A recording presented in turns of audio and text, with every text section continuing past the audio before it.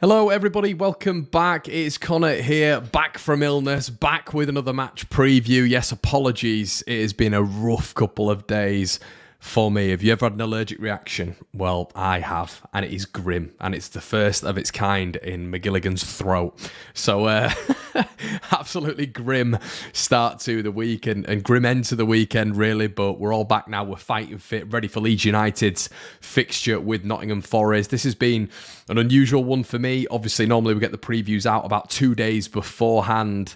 Now this is obviously on the day of, 2 hours outside of the game versus Nottingham Forest. In simply, to quote Scooby D2 in there, who says, I say a must win is every game that Leeds United play. It does feel like that at the minute, and if you don't think like that, then you're in cloud cuckoo land, I think. Nottingham Forest this evening is simply a must win. No excuses. I don't know any excuses from players, any excuses from anybody else, fans in particular, who come on and gloss it over with, oh, it doesn't matter, we've got X amount of games left. Quite true, quite right. But Nottingham Forest at home, the worst away record in the division. I believe they've scored about 4 or 5 goals away from home this season. Losing, drawing to them is not acceptable. I'm not having this anymore. West Ham United came to Ellen Road, 5 losses away from home on the bounce and managed to get a draw at Ellen Road. We've had amount of teams who've done the exact same. Everton at the start of the season, who were on a dreadful run of form. Away wins were completely lacking in their campaign and previous campaign as well. Linking into this season, they came to Ellen Road and got a point.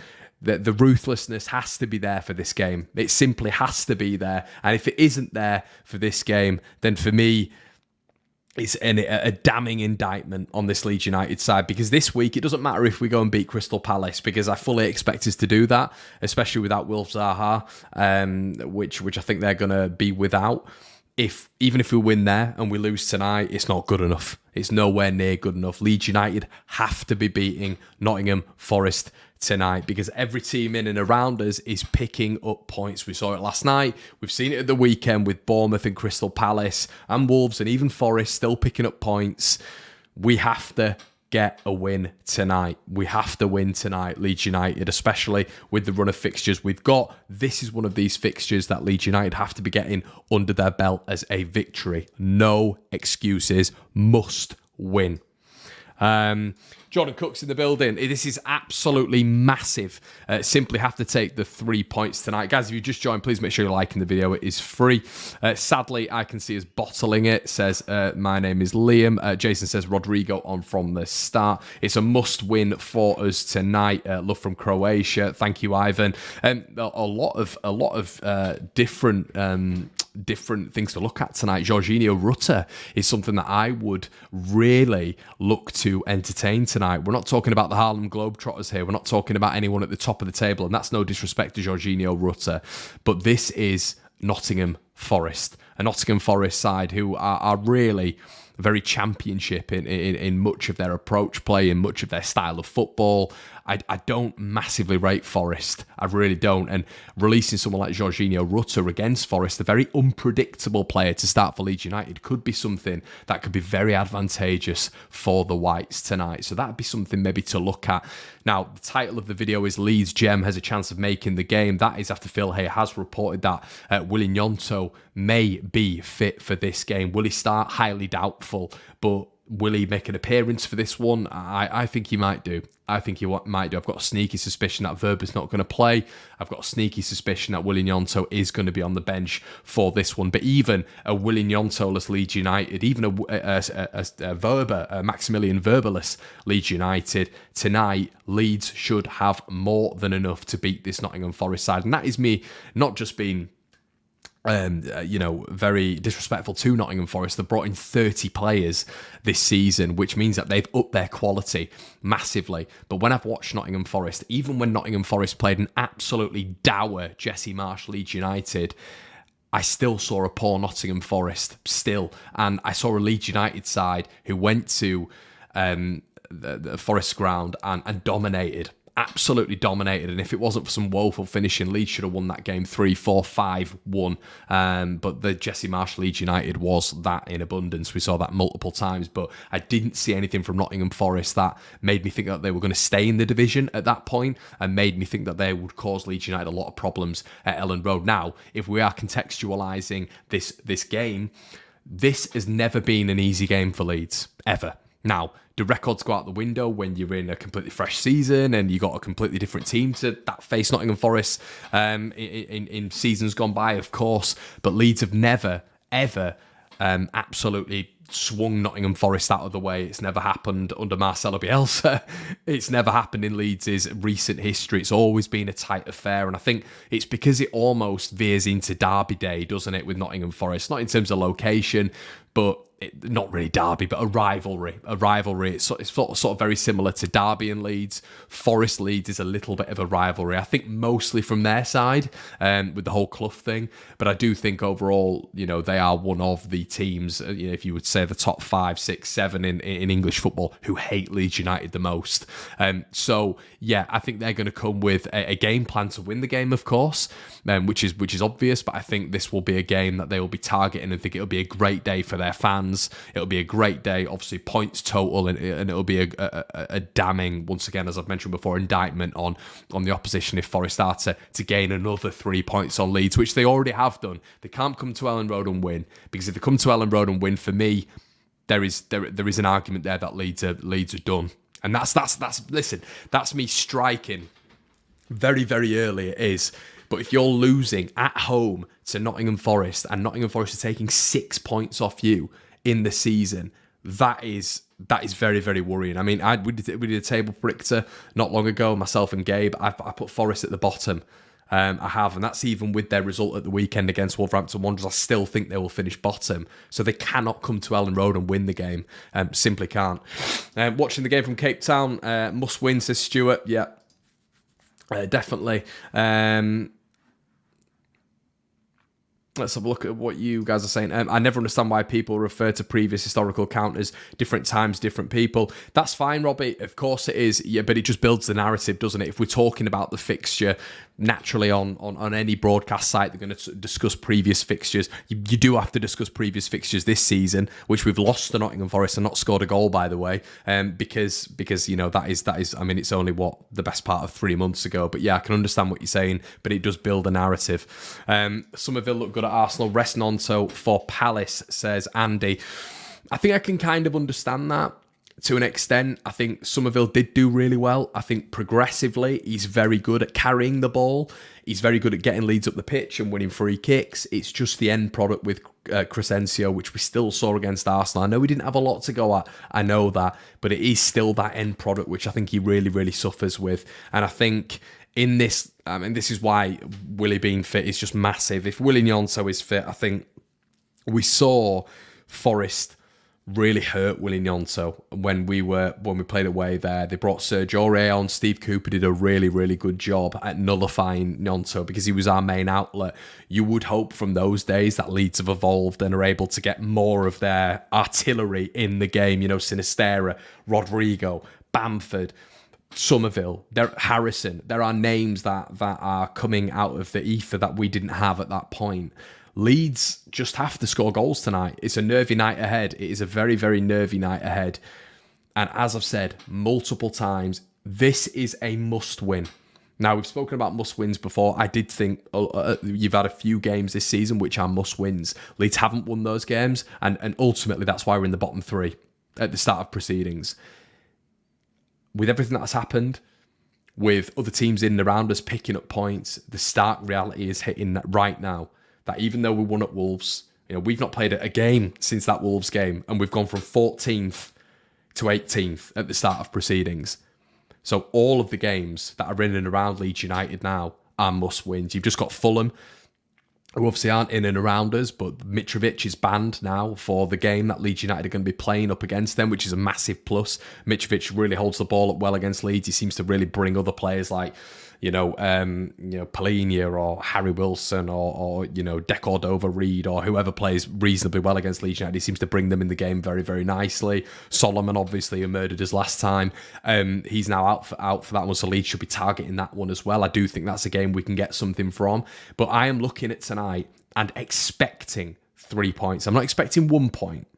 I'm expecting 3 points from this Leeds United side, and anything less would be very, very, very disappointing for me. And I will be coming on here saying a few things, to be honest.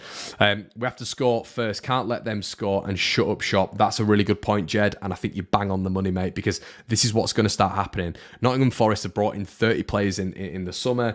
They've got wily players as well, players who've come in who know how to play the game. And when I say play the game, it's how to play the referee as well. John Joe Shelby's come in, Jesse Lingard's come in, Felipe from Atletico Madrid has come in. These are all players who know how to play the referee. Then they know how to slow down games. Leeds cannot be sloppy, and we've said that numerous times this season. Leeds United are a sloppy side. I think it's, as I mentioned at the weekend, Leeds have definitely got much better, in my opinion, in possession. But I also think that still, and I think this was the problem when you didn't see Verber and maybe Tyler Adams conducting things. And I'm not talking about just being able to play the ball themselves, because I don't think that they're that great in possession themselves, to be honest, especially Tyler Adams. But maybe calling out individuals for mistakes, maybe just being the captains in the team that are really able to, as I've just mentioned before, conduct play. And I think we missed that at the weekend. I thought it was very, very, very sloppy, even against an Arsenal side. But we've got to contextualise the fact that this is an Arsenal side who are probably going to win the Premier League. This is an Arsenal side which has been the best Arsenal side since 2003-04. So, we are now in the run of games. And I believe this is why Javi rested Bamford. I believe this is why Javi rested Rodrigo. I think he had his eyes on this week, and especially with the squad thinning. Jay says, can't lie, but I'm nervous, but confident we can win. Massive match tonight and Sunday. I honestly feel that if we drop any points in these next two matches, then we're down. Jay, I'm in the same boat. And naturally, there are people, and I understand football is so subjective. I say this on every single stream. People who come on and will, it can be anybody's, opinion. It's social media, in the pubs or whatever. And they dumb down the importance of things to protect their ego. It's to protect what's going on up here. The reality that if Leeds do not get points in games like tonight and Crystal Palace, we are on a one-way ticket to Luton away. That is the harsh reality of it. People hate me saying things like that, but it is true. You have to follow up the Wolverhampton win with a win tonight. You have to build up those points total. The Wolverhampton Wanderers result can't be for nothing. It can't be for nothing, because there's absolutely 0 point in going to Wolves and winning if we lose tonight. There's no point. Or even draw tonight. You have to follow that up. You have to follow the Forest with the Palace result. And then you've got a little bit of insurance for when we play teams like Liverpool, for when we still play teams like Newcastle and Manchester City and Tottenham Hotspur, even though they drew last night. These are all games that we've still got to come in our last 11. So tonight, massive. And that's what I'm saying, everybody. As things stand right now, we've got, 10, 11 games left, and we are currently in the bottom 3. So all I'm doing now, this isn't me being pessimistic, because I think we will get something tonight. But this is me just summarising where we are right now. It's a must win. It really is tonight.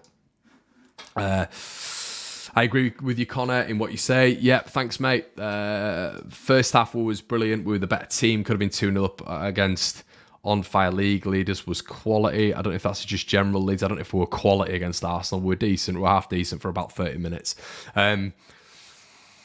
Tight bum game, says Nathan Kingsley. Yeah, appreciate your super chat, mate. I agree. It's going to be and this is why I keep mentioning the fact that, in my prediction, and listen, hopefully I'm wrong. You guys know I'm never great with Leeds United predictions, which is a positive for you lot. I have gone with a 1-1 for this one, and that is the reason. I can see us going 1-0 down with a stupid set piece. Just the Leeds United way, and us grinding back, and in the second half is getting back into it, and then pressing at the end, but not being able to get through their rear guard, and Forest probably start play acting and all this sort of stuff, because them coming to Ellen Road and getting a draw is naturally much better for them than Leeds United getting a win at home. You know, it lessens the games. Forest are outside the bottom three, and points on the board is much better. Obviously, I think we've still got a game in hand over Everton as well. So, but this is huge for Leeds, and we've built up. Away from home, we've been shocking this season, but we've built up an okay resilience at home. Very, very mediocre, but okay. And when you look at the spectrum of Leeds United season, how dour it's been, this is where we need to be picking up points. It's quite simple. Still yet to see the best from Cine. I think he could be huge for us if he stays fit. I agree, Paul. I definitely agree there. NFFC, I think it's Nottingham Forest lad. I think, hey mate, you're always on our channel, which I appreciate. Think of the clear advantage being at home, but can't write the famous team off. I don't know if you're calling Nottingham Forest famous there, mate, but nobody outside Forest thinks that. Good luck tonight, Connor. After the you-know-what at West Ham, I don't have much left as a Saints fan. Yeah, I think it's a shame with Southampton. It's not a shame because, you know, you are occupying one of the bottom three, which Leeds don't want to be in. I mean, we are as well. But, yeah, I think that was a real damning result at West Ham. Win or bust, in my opinion. Sean, I think you're on the money. Carl says 1-0 to us. I can't see Forest scoring tonight. They're going to score. They're going to score. I'm telling you, they're going to score. If Leeds somehow keep them out, and this is you got to think how bad we are, Paul. How bad we've been, my friend. We've got to put our realistic hats on here. This is not a Leeds United side who are strong defensively. This is not a Leeds United side who are strong offensively. These are two very, very poor teams going lockerheads. So, you know, when you have two stars on the pitch, when you've got Brennan Johnson for Nottingham Forest, who I thoroughly expect to do something tonight, and potentially William Yonto for Leeds United, they are the players who can create moments of magic. And they're the match winners. They are the match winners in games like this, which I think is key to note. But Brennan Johnson created a moment of magic against us last time when he was not even in the game. William Yonto was tripled up on at Nottingham Forest, and then Leeds were nullified when he went out of the game. So I do thoroughly expect this to be a moments game, but I do expect Forest to have a moment because we're just not strong enough. We're not good enough for me to be keeping clean sheets. I just don't think it is what it is at the minute. What are your thoughts on Everton? I think Everton will stay up. I've said it from from day one. Everton aren't going down. Leeds fans don't like the fact I've said that, but they're not. I'll have a bet on with anyone that Everton won't go down. Be like the Wolves game for me, 3 or 4-2. Hope so. From Omaha, Nebraska. Oh, very, very jealous. Mohammed there, 3-1 to Leeds. A scuffy 1-0 or 2-1, says Carl. Is Nonto and Verba available?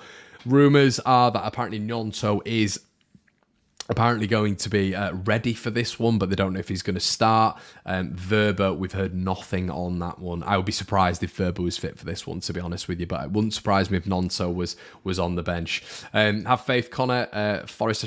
Darren, I'm not saying I don't have faith, mate. I'm not saying I don't have faith. What I am saying is it's a game where two teams historically don't like each other. The fans are always up for it. It's going to be a little bit hostile. It's a relegation battle, this one, which normally, when you've even looked at the games this season, there was one at the weekend with Forest and Wolves.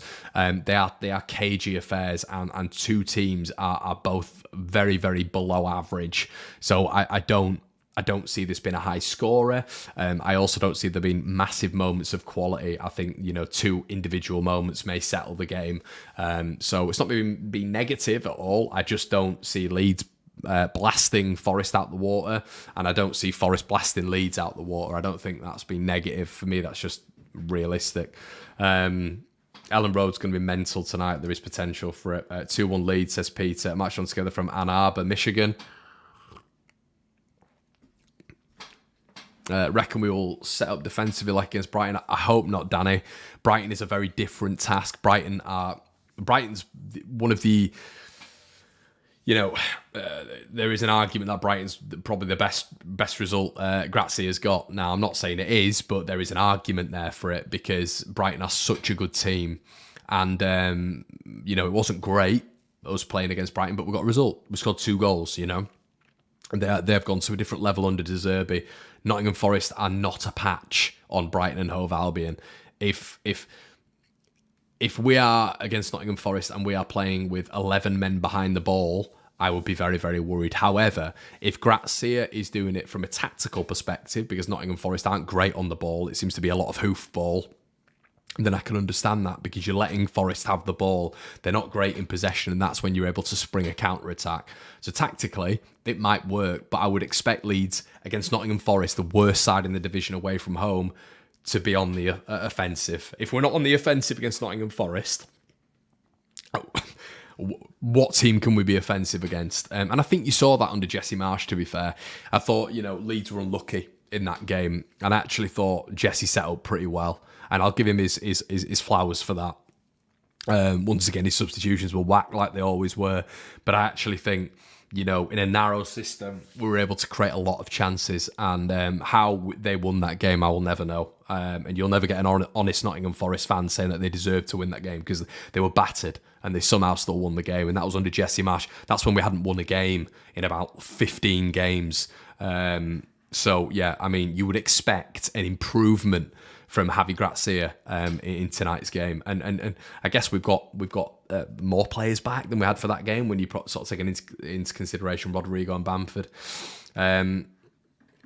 Ayling or Rasmus, he needs to improve big time. Luke Ayling, I think what you've seen. Listen, there's two sides to Luke Ayling. There's the fans' perspective of Luke Ayling, where fans will slag off Weston McKennie within 20 minutes. They'll slag off Jorginho Rutter after 15 minutes at Accrington Stanley. But then they'll give Luke Ayling hall pass after hall pass after hall pass after hall pass because he was part of the promotion team, and there's a lot of sentiment within the fan base. Luke Ayling's simply not good enough. And when I say he's not good enough, that is because consistently he doesn't put in good performances for Leeds United. The fact that he scored a goal against Wolverhampton Wanderers does not mean that A, he had a great game against Wolverhampton Wanderers, and B, the rest of the season is forgotten because he scored a goal and did a cartwheel Robbie Keane celebration. It's not how it works. The fundamental right-back principles, Luke Ayling, for me, doesn't get spot on because he can't defend. He can't defend. He's decent at going forward, but I don't think he's a good enough defender, which is the ultimate role, the primary role, I should say, of a fullback. So if you're asking me the direct question of Ayling or Rasmus, there probably is an argument that you start Rasmus tonight. And on the basis of that, everybody, and I'm interested to know what you think to Rory's question there. You look at Rasmus's his last sort of few games, and he played central midfield last time, which there could be something there again tonight. By the way, the three in midfield, we've lost that defensive anchor when it comes to Tyler Adams. Tyler Adams notoriously isn't great on the ball. Neither is Rasmus, but can Rasmus be a breaker up of play? If Leeds are to start a 4-3-3, then someone like Rasmus Christensen might not be played at right back. It might be another central midfield job, which is what Javi Grazia obviously did against Arsenal. Now, if that is the case, fair enough. I can understand it tactically. But do you take away Rasmus Christian from that right back? I've said before, I don't think Rasmus is good enough. I really don't. I think there just needs to be a whole upgrade on that right-hand side, a massive upgrade on that right-hand side in the summer. But right now, there's no point in worrying about that. We're prepping for a relegation scrap tonight in our biggest game of the season. So tonight, if you're to ask me what would I do, I would put Rasmus at right back. However, I do expect Javi to maybe, if there's no other way around it. I expect him to maybe put Rasmus in midfield, which is interesting. Marcus says, Wolves fan here, just got to watch Forest on the break. Keep Johnson out of the game and you'll get a result. I agree, Marcus. I think you're spot on there, mate. Brennan Johnson is a problem, a big problem. I mean, I watched him in the Championship last year. As you guys know, I did a bit of coverage when it came to media and journalism work with the Yorkshire side of things, and Brennan Johnson would pop up every single week as just being a top operator, and you start to look in on him, and he's Forest's main player, and he's a top player. There's no way he'll be at Forest next season.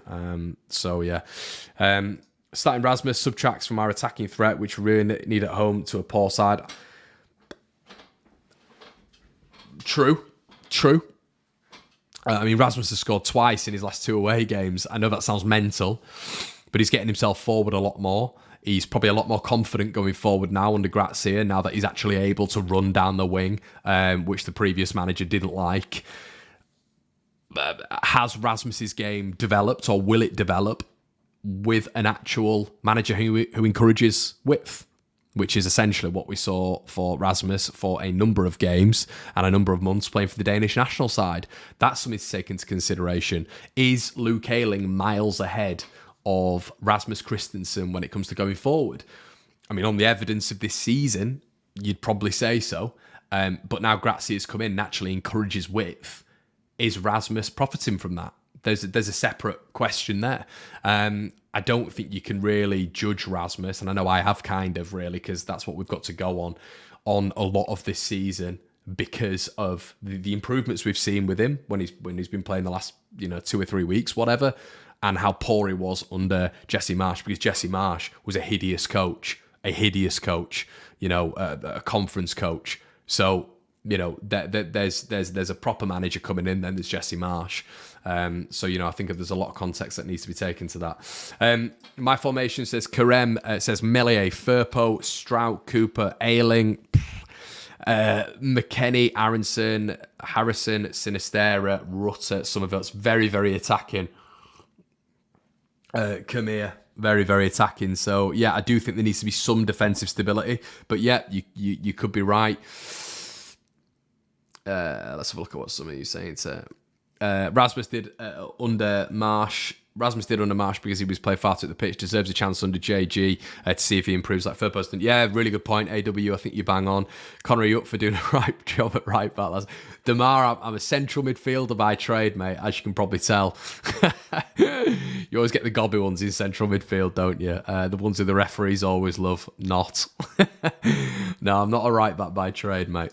April, Forest, Palace, Cherries, Leicester, huge. It's massive tonight, mate. Massive game.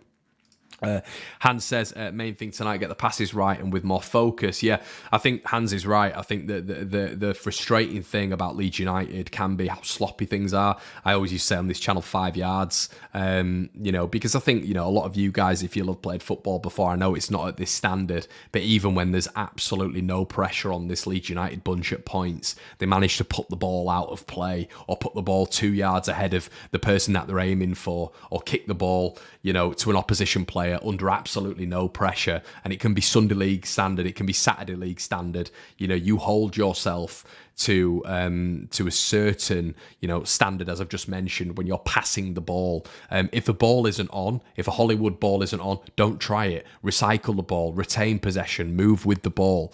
Don't move with the ball.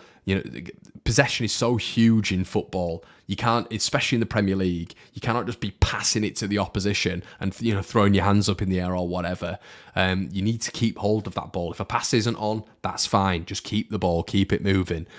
But yeah, I completely agree with that. I mean, there's nothing more frustrating when I'm watching a football game. This is why I don't do watch-alongs anymore. I can't do them because when Leeds misplace passes, I want to punch a wall because it happens so often. So this is why I don't do watch-alongs anymore. Gabe asked me to start doing watch-alongs. I can't do them anymore. I can't. I agree, Connor. Rasmus over Ayling. Hopefully next season it'll be Drame, but Ayling needs to go. Katie says, hopefully we have a good start to this game. Don't get me wrong, the young boys hold their own, but we're lacking that upfront figure last game, matched us together. Yeah, definitely, Katie.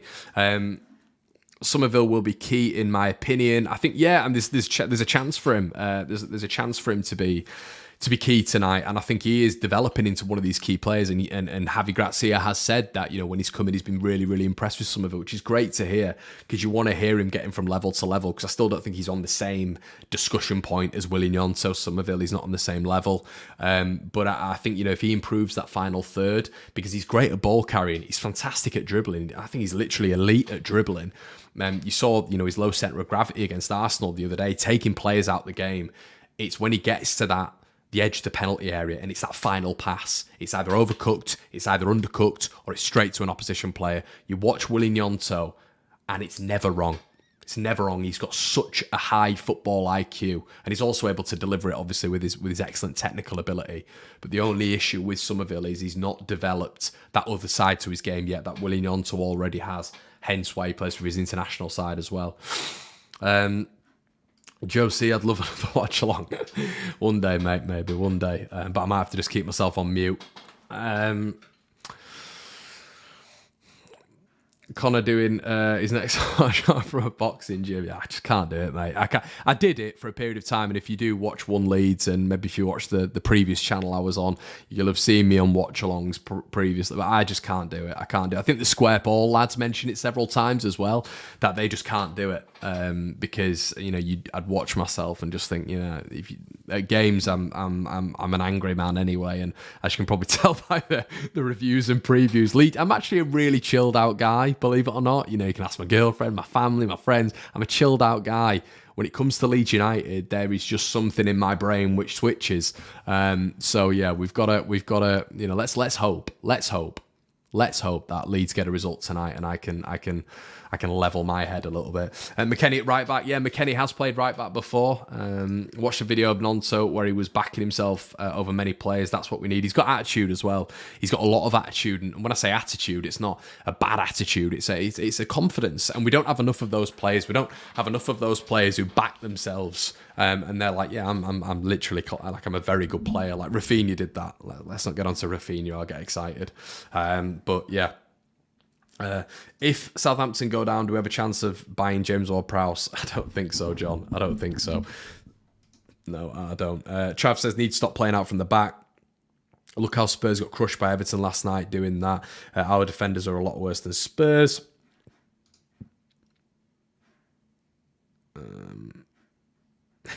Damar, it's what Leeds do to you. It is. They just, man. If Nonso and Somerville start and score, it will be a you-know-what fest on Twitter for Leeds fans. Yeah. Connor gets some Polska beer for tonight. 3 points. Oh, God. I don't think I can. I mean, I've got Tisky. Tisky is in the fridge, but I can't crack it up. It's a Tuesday, everyone. On Tuesday, you can't be drinking. You can't. But it will be great to, especially because I'm ill, but it will be great to, I don't know if any of you are going down to the Palace game on the weekend. Shout out to Big Paul, who you'll have seen on the channel before, who's managed to get me a ticket, which is great. I've got the Easter weekend off as well, so hopefully Leeds United will win tonight, and then we can go down to Ellen Road at the weekend, anticipating a Leeds United win, and I'll be down there and it'll be bathing sunshine and it'll all be fine. It's all going to be fine, isn't it? Tell me everything will be fine. Convince me everything will be, need it to be fine. I can't do this again. I can't go through this mental breakdown running this channel and dealing with Leeds going down the pan. We must win to prevent Connor from having a stroke. Gabe knows from the chat that we have that we need Leeds to win for Connor's mental state. A huge need is a set piece specialist like James Ward-Prowse or Shelby in his prime. Our set pieces are horrid. We have no quality free kick taker. And the thing is, addicted to profits as well. The issue, I think the big issue that we find is, when you look at Everton and you look at teams down there like Southampton, who I know are bottom of the table, but when it comes to set piece delivery, are able to profit from those, and the ball can go in off a leg. They can, look at Luke Ayling at Wolverhampton Wanderers. A good set piece taker is massive. It's absolutely massive, because you don't need to shine in these games. You don't need to be a brilliant football team. Just win the game. The ball can go in off a kneecap. It can go in off a back heel. It doesn't matter. This is why set pieces are absolutely essential when you are in a relegation battle. This is why Everton won't go down, because they're going to score another 7 set pieces this season. They need to, because they don't score many from open play, but they will, Dyche will get them. They'll be scoring set pieces. They're massive. And this is the problem. Leeds don't do enough of it. We are quite a small team. But the delivery's got to at least be decent. Whose delivery was decent at Wolverhampton Wanderers? McKennie cleared off the line from a certain individual's ball in, and then Voldemort, the player who cannot be named because for some reason there's 50% of Leeds fans who hate him, and then he put in an assist for Luke Ayling's header as well. So yeah, I don't really know why Leeds fans don't like Mark Rocker, but it is what it is. It feels like another scapegoat. And I will say scapegoat. And you know why I'll say scapegoat? Because he has statistics to back up how brilliant he's been this season. But still, you get the favourites like Luke Ayling, who don't get much flack from certain individuals because he was part of the bandwagon in the promotion. Well, he was part of the promotion side. I shouldn't say the bandwagon. He was a massive part of the promotion side, and he's been excellent for Leeds United. But when he's been poor, he needs to be criticised as much as a Mark Rocker, as a Weston McKennie, as a Jorginho Rutter does, because I'll see Mark Rocker play a bad pass, I'll go onto Twitter and I'll see 90 tweets about how crap Mark Rocker is and to get him out the side. Someone asked me earlier, that's the only reason I'm mentioning Rocker. As everybody on this channel knows, I think Mark Rocker's a very, very good player. I also think that he's going to be very important. As Grazia has come out and said that Mark Rocker's going to be absolutely massive for Leeds United to stay in the Premier League. I am of that mindset. I just wish there was more shine put on him, to be honest, by more people. I think you're actually getting to a point now where people are making things up about Mark Rocker to discredit him. I'm a big fan of him. I think he's been disrupted a lot of this season. I think, when you're looking at potentially him getting a Spanish national call-up in that midfield, the Spain midfield, I think it's a massive, massive plaudit to him. So, let's have a look. NFFC says, we just managed to score and you didn't, which is ultimately what football is about. We were dominant against Wolves, but didn't put the chances away. Came out with a point. Yeah, and this is the thing with Forest. I think Forest aren't going to be easy. It's not going to be an easy game. I'm not massively sure when I've watched Forest. I don't really get what they do. Is it direct? Is it route one? Do they pass through the thirds quickly? Do they pass out from the back? I don't really know. I know Joe Worrell's good on the ball, but I'm just not 100% certain on how they would deal with maybe a press. Now, would Javi Grazia initiate a high press for Leeds United tonight? You're going to get the likes of Brendan Aronson and Harrison maybe pushing on Joe Worrell and Felipe and causing them to go back to Keylor Navas. Now, Keylor Navas was against Leeds United was absolutely phenomenal. Listen, he's 36 years of age, so fair play. Rocker cost a goal at Wolves. Yeah, he did, true, but then he got an assist and should have got 2 assists, actually. And straight above, a bit of sense there, Rocker is the only proper passer we have, which is facts. And let's be right, we got him for 10 million quid. 10 million quid. Let's be right as well. We do have Morgan Gibbs-White, who I do rate. I do think Morgan Gibbs-White's a good player. He's there as well. Rocket is poor, mate. Stats are not everything, but unfortunately we don't have any better. Stats are quite a big part of it. This is it. Unfortunately, they are.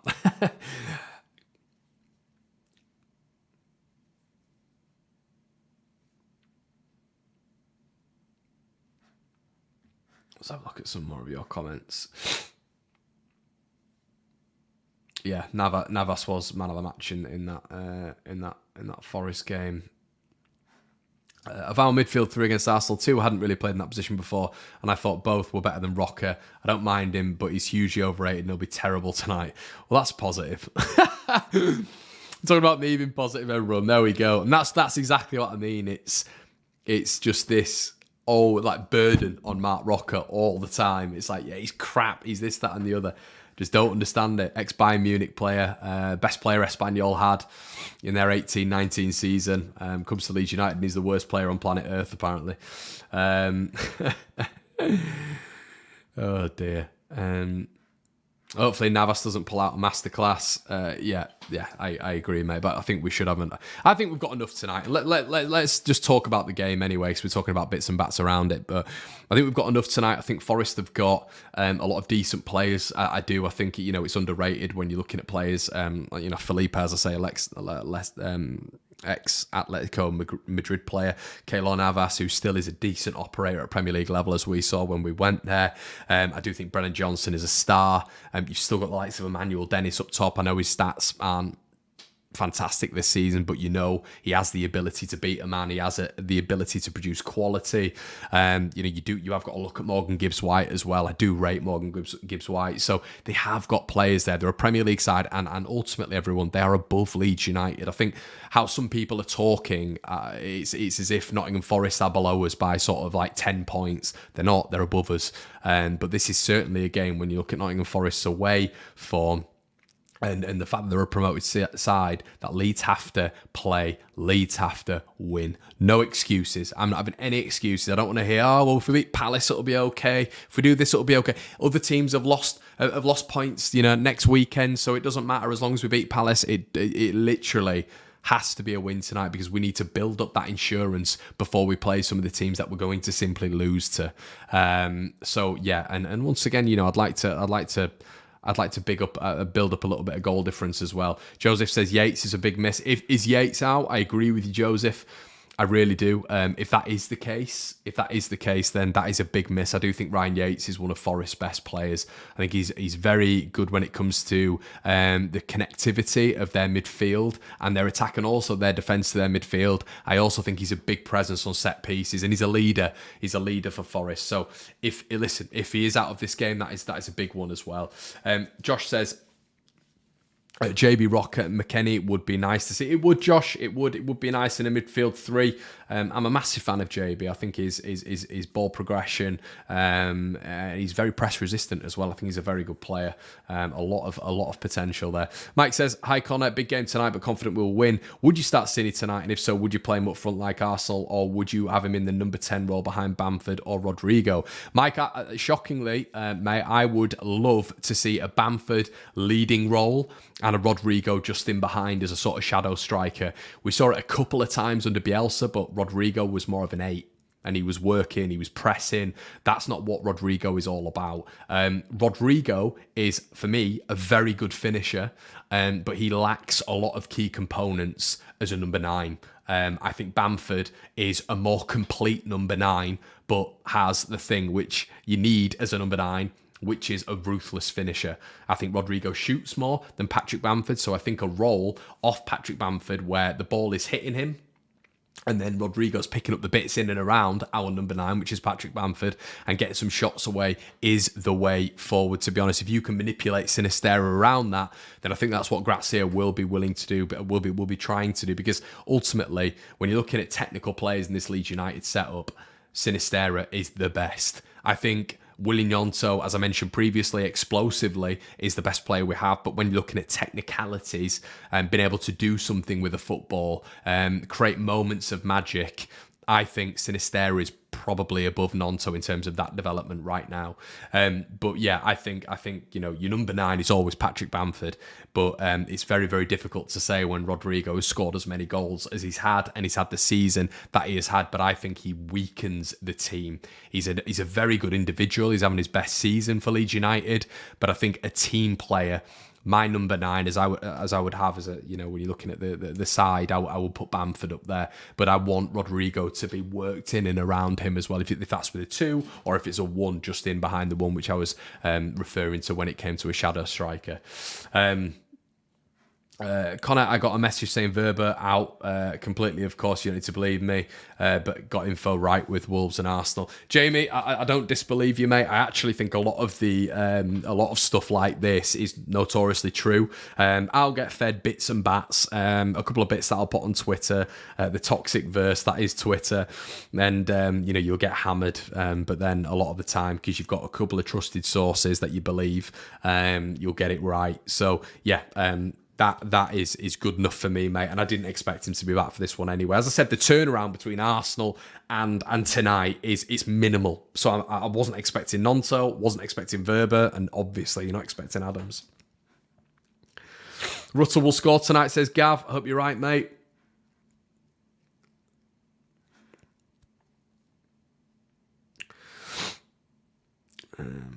Agreed. In a better possession structure, Rocker would shine. Imagine chopping the legs off Mark Rocker to play a central way of playing, a narrow system, a compact system, and then blaming him when he's still in the top 10% of progressive passes when he has that to work with for literally 3/4 of the Premier League season. Imagine if he had that to work with for the whole season. How good would he be then? Crazy, isn't it? Mind-blowing. But he's absolutely awful, apparently. No, I'm joking. Listen, football's subjective, of course it is. I've just got my... This is Mark Rocker. Mark Rocker and Rafinha. You don't touch them. You're not allowed. Your issue is, Gabe, you've done the debrief most of the season. Connor's brainwashed you into... There we go. I don't think he's world class. I just think a lot of you guys expect something absolutely ridiculous from a player that is worth 10 million. I think it was an absolute bargain. Hope Rutter scores tonight. 0 goals in 10 appearances isn't good enough at all, especially for a 40 million striker. Needs to set it up. Big up on the Polish beer. The best, definitely, mate. 1,800,000 of you here now.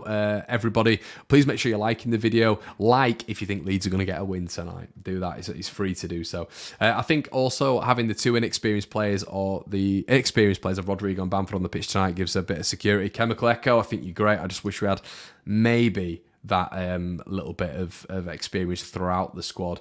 Cooper's going to be interesting to see if he starts. You know, let's have a look. McKennie to score tonight, that'd be nice. It'd be good to see McKennie get a goal, a headed goal as well. He's a decent header of the ball. Rutter is not a striker, he's better from the right. Matt, really good point, mate. Really, really good point. People think Rutter didn't score that many at Hoffenheim. He's not scored that many at Hoffenheim, unfortunately. But when I say unfortunately, he's not that type of player. He's a cut-in winger. That's why we didn't address the striking issue in the summer. We spent 40 million on a winger again. So we didn't sort the striker issue. Rutter isn't a striker. He's a winger or an inverted striker. It's not a number 9. It's not the archetype you expect. So, yeah, 100%. I don't blame him for not scoring goals. I don't blame him because he's not a consistency as well. I think, is there a player there? There is a player there. There's a proper player there. Was it the right acquisition in January? No, but that is what you get with Victor Orta, isn't it? The simple buys are there, notoriously, and he'll go for a Hollywood. That's what he's always done.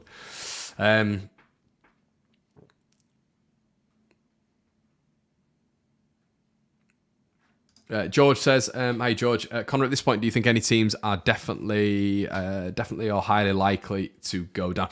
I do, George. I think Southampton are gone. I think there's going to be a gap that is going to increase. I think you're going to start seeing that now, which is why it's huge for Leeds. Because invariably, if Leeds win tonight and we beat Palace, that's 6 points out of 6. That right now is huge. You know, if you're then able to target Leicester as well, and you're able to target Fulham, you're going to build up some wins there. You're going to build up a bit of parity between Leeds and the bottom 3.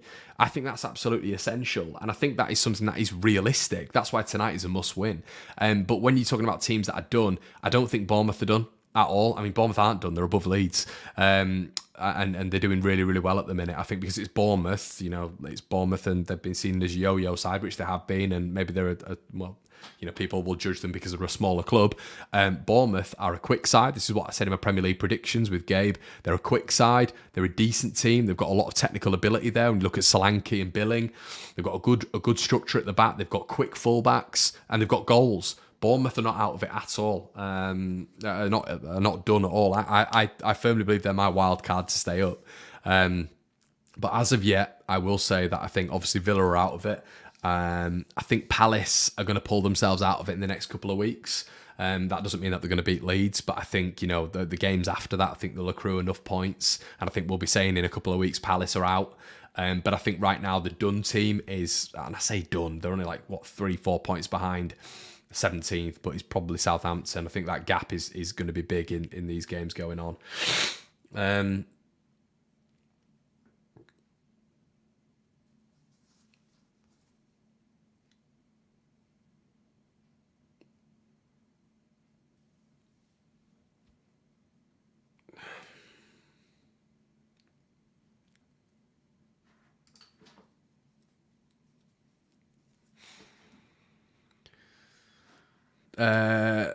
Cheers, mate. I'll be at CP on Sunday. Beers on me if I see you. Yeah, top man George. I'll be at the Peacock for 1 o'clock is what I've been instructed. If anybody fancies that, and if Leeds haven't sent me under, guys, I'm going to leave it there. Please make sure you like the video. As I say, it's not going to get many likes because the game is in an hour and a bit. So before you leave, as you can probably tell them, I am ill.